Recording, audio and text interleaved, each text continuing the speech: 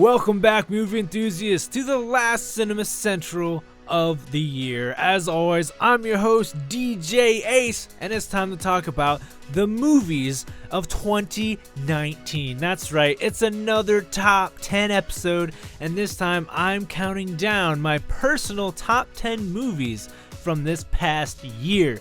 This was not an easy task, considering I saw at least 24 films in theaters in 2019, which is insane for me. Like, I saw so many films this year and I love it.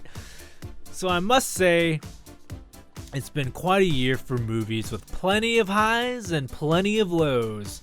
So before we begin this glorious countdown, I must point out that it is a totally subjective process to compare movies to each other, especially when they are so different in most cases. So this list is gauged more so on how much I was entertained by them, but to be fair, how objectively good a movie was also weighs in the movie's placement on this top 10 list. So to begin, we have number 10.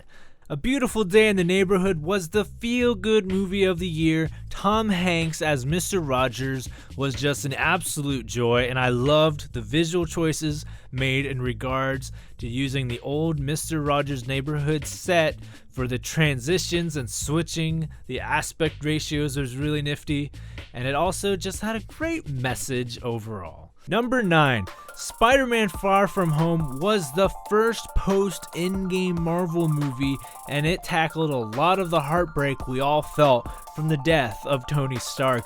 I liked Jake Gyllenhaal as the villain Mysterio. The ending was also quite shocking and makes me very excited to see the next movie, especially now that the Sony Disney drama over Spider-Man is done and over with and we can forget that horrible nightmare. Number 8. Jumanji: The Next Level was a good sequel to 2017's Welcome to the Jungle. I really liked all the performances from the main cast, but especially Kevin Hart as Danny Glover and Dwayne Johnson as Danny DeVito. The action was solid with plenty of comedy throughout, and there was even more body-switching hijinks, making for a pretty wild ride. The movie also has a promising future for a third movie.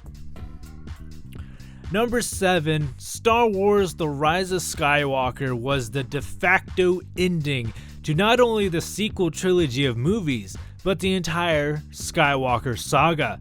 This trilogy of movies has been a really interesting ride, especially with such a passionate fan base, but regardless of how this series of movies played out, I did enjoy this conclusion. Even if it did suffer from pacing and overcrowding issues, it still had plenty to enjoy from good action, good comedy, and great characters.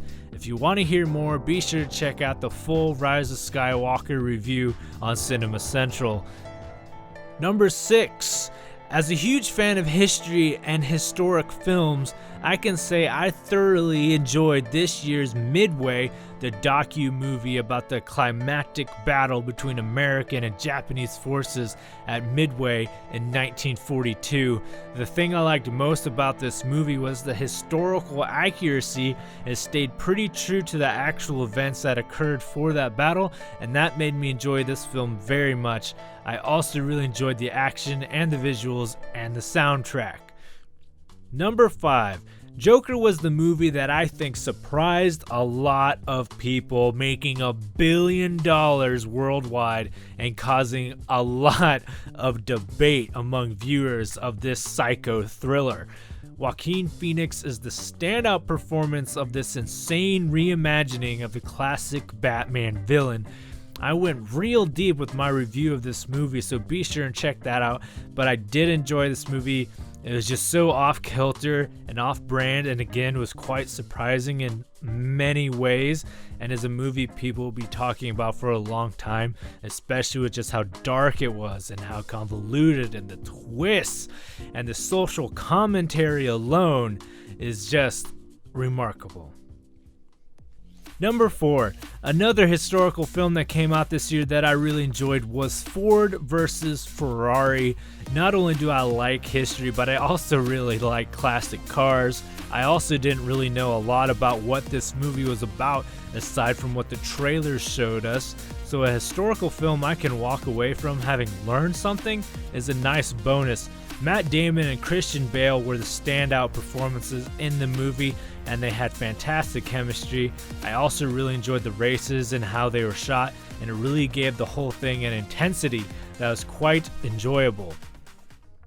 Number 3, Once Upon a Time in Hollywood is the 9th film by director-writer Quentin Tarantino, and it's easily one of my favorite movies by him. Leonardo DiCaprio and Brad Pitt own this movie. They play it so well, and their chemistry is fantastic.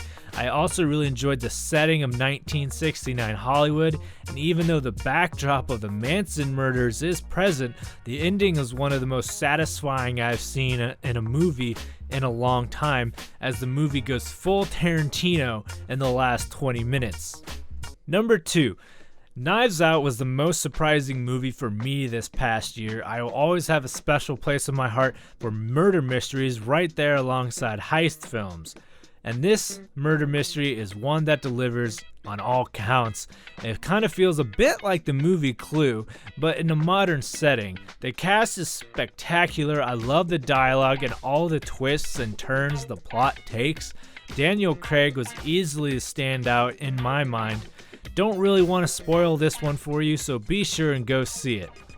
Before I reveal my number 1 pick, here are some honorable mentions. These are movies that I saw that were pretty decent, but just didn't make it onto this top 10 list. We have Glass, the 3rd movie in the M. Night Shyamalan connected, shared, unbreakable universe. Captain Marvel, which introduced Captain Marvel to the Marvel Cinematic Universe. John Wick 3, which had fantastic action, the 3rd movie in the John Wick series. Fast and Furious presents Hobbs and Shaw was just a fantastic dumb action film, and I loved every minute of it. Frozen 2 was a worthy sequel to the original Frozen film. Shazam was a very surprising, very fun, and very amusing entry from the DC Comics shared universe. Aladdin is the first live-action Disney film I've actually liked. Alita Battle Angel was another surprising hit from earlier in the year with just really fantastic visuals. Tolkien was a biopic about the writer of such books as The Hobbit and more famously the Lord of the Rings trilogy. Godzilla King of the Monsters was the 3rd film in the shared monster universe, with Godzilla facing off against King Ghidorah. And finally, the Lego Movie, the 2nd part, even though it did not take off as much as the first Lego Movie did, it was still a pretty fun ride. And here we are, number 1. And to no one's surprise, it's Avengers Endgame. This movie was the event film of the year, and the culmination of a decade of interconnected films. It has never been done before and probably won't be done again to the degree of excellence like this ever again. The movie had it all. It made us laugh. It made us cheer. It made us cry. I've talked about this movie so many times, I don't think there's anything else to say except that this was my favorite movie of 2019. That's it for this top 10. I hope you enjoyed it. If you want to hear my more in-depth thoughts on any of these movies, be sure to check out its review in the podcast history. You can follow me on the socials at Ace Cinema Central. Let me know what some of your favorite movies of the year were in the comments below. That's it for this year. I've had a lot of fun. I hope that you also had some enjoyment from the show or just by seeing movies this year. I'm going to be taking a little break, but I shall return. I'm DJ Ace. Thanks for listening, and Happy New Year.